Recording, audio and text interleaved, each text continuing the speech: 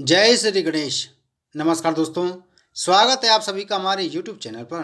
दोस्तों, आज मैं आपको फाल्गुन कृष्ण गणेश चतुर्थी व्रत की कथा सुना रहा हूँ, जिसमें हम विष्णु शर्मा नामक ब्राह्मण की कथा का श्रवण करेंगे।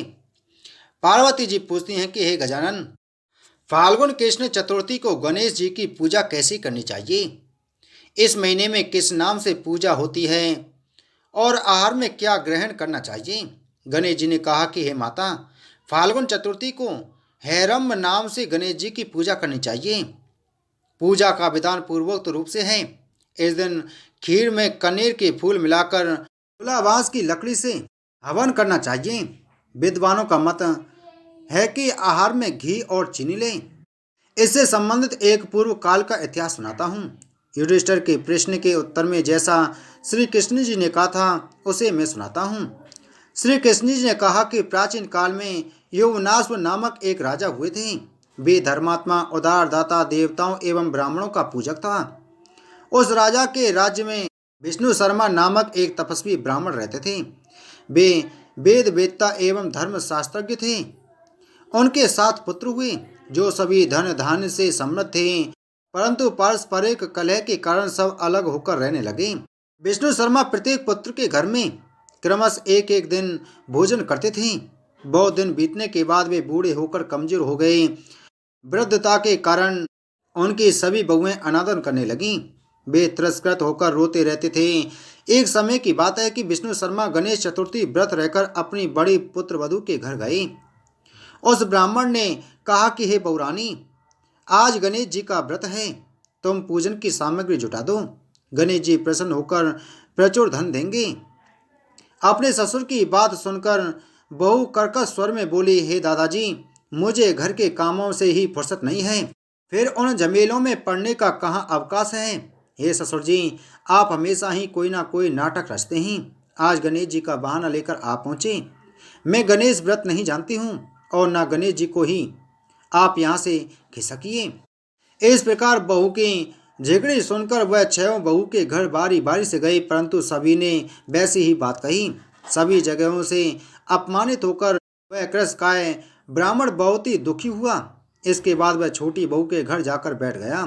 छोटी बहू बहुत ही धनहीन थी। वह संकोच में पड़कर कहने लगा। ब्राह्मण ने कहा कि अरे बहू रानी, अब मैं कहाँ जाऊँ? 6 बहू ने फटकार दिया, तुम्हारे यहाँ तो व्रत सामग्री एकत्रित करने का कोई साधन नहीं दिख रहा है।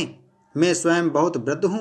हे कल्याणी बहू, मैं बार बार सोचता हूँ कि इस व्रत में सिद्धि मिलेगी और सभी कष्टों का अंत होगा। अपने ससुर की बात सुनकर छोटी बहू कहने लगी। बहू ने कहा कि हे दादाजी, आप इतने दुखी क्यों हो रहे हैं? आप अपनी इच्छा के अनुसार व्रत कीजिए। मैं भी आपके साथ संकट नाशक व्रत को करूंगी। इससे हमारे दुखों का निवारण होगा। इतना कहकर छोटी बहू घर के बाहर जाकर भिक्षा मांग लाई। अपने और ससुर के लिए अलग अलग लड्डू बनाए। चंदन, फूल, धूप, अक्षत, फल, दीप, नैवेद्य और तांबूल उसने सब अलग अलग करके ससुर के साथ पूजन किया। पूजन के बाद उसने ससुर को सम्मान पूर्वक भोजन कराया। भोजन के अभाव में स्वयं कुछ भी ना खाकर निराहार रही।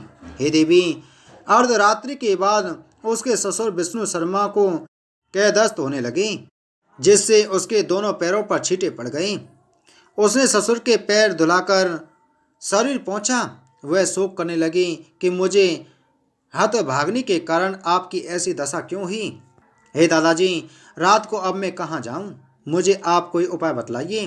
रात भर विलाप करते रहने के कारण अनजाने में उसके जागरण भी हो गया और फिर सुबह हुआ। छोटी बहू क्या देखती है कि उसके घर में हीरा, मोती और मड़ियों का ढेर पड़ा है, जिससे घर प्रकाशित हो रहा था। अब उसके ससुर का कैदस्त भी बंद हो चुका था। आश्चर्य में पड़कर वह अपने ससुर से पूछने लगी, यह क्या बात है? यह संपत्ति किसकी है? अरे, इतना मणि, मूंगा आदि मेरे घर में कहाँ से आ गई? हे दादाजी, क्या कोई हम लोगों को चोरी में फंसाने के उद्देश्य से तो घर में नहीं डाल गया है? पतोहू की बात सुनकर ब्राह्मण कहने लगा कि कल्याणी, यह सब तुम्हारी श्रद्धा का फल है। तुम्हारी भक्ति से गणेश जी तुम पर प्रसन्न हो गए हैं। इस व्रत के प्रभाव से ही गणेश जी ने तुम्हें इतनी संपत्ति दी है। बहू कहने लगी कि हे दादाजी, आप धन्य हैं। आपकी कृपा से ही गणेश जी प्रसन्न हुए हैं। मेरी दरिद्रता दूर हुई, घर में अतुल संपत्ति आई और आपकी कृपा से भी धन्य हुई। इस प्रकार वह ससुर से बार बार कहने लगी। अब छोटी बहू के घर में अपार संपत्ति देखकर अन्य सभी बहुओं के क्रोध की सीमा न रही। उन्होंने कहा कि बूढ़े दादाजी ने अपने संपूर्ण संचित कर धन को दे डाला है। बहुओं के पारस्परिक कलह को देखकर विष्णु शर्मा डर कर कहने लगी कि इसमें मेरा कोई दोष नहीं है, केवल इस व्रत के प्रभाव से गणेश जी ने प्रसन्न होकर छोटी बहू को दिए हैं। गणेश जी ने कुबेर जैसी संपत्ति प्रदान की है। हे बहुओं, मैंने पहले तुम्हारे घर जाकर व्रतानुष्ठान का अनुरोध किया था, परंतु तुम लोगों ने मुझे दुत्कार दिया। छोटी बहू ने भिक्षा मांगकर पूजन सामग्री जुटाई। इसके करने से गणेश जी ने प्रसन्न होकर संपत्ति प्रदान की है। गणेश जी कहते हैं कि हे गिरिराज कुमारी, उस ब्राह्मण के 6 पुत्र दरिद्र, रोगी और दुखी हो गए। केवल छोटा पुत्र ही इंद्र के समान भाग्यशाली बन बैठा। वे 6 आपस में होड़ करते हुए फाल्गुन कृष्ण गणेश संकष्टी चतुर्थी व्रत करने लगे। इस व्रत के करने से वह सब भी क्रमश धनवान बनते गए। इसी प्रकार दूसरे लोग भी जो इस व्रत को करेंगे, उनका घर भी धन धान्य से भर जाएगा। श्री कृष्ण जी कहते हैं कि हे पुरुषोत्तम युधिष्ठिर, गणेश संकष्टी चतुर्थी के प्रभाव से राज्य की कामना वाले को राज्य की प्राप्ति होती है। इसलिए हे राजन, आप भी इस व्रत को शीघ्र ही कीजिए। फलस्वरूप आप कष्टों से छुटकारा पाकर राज्य का सुखोपभोग करने लगेंगे।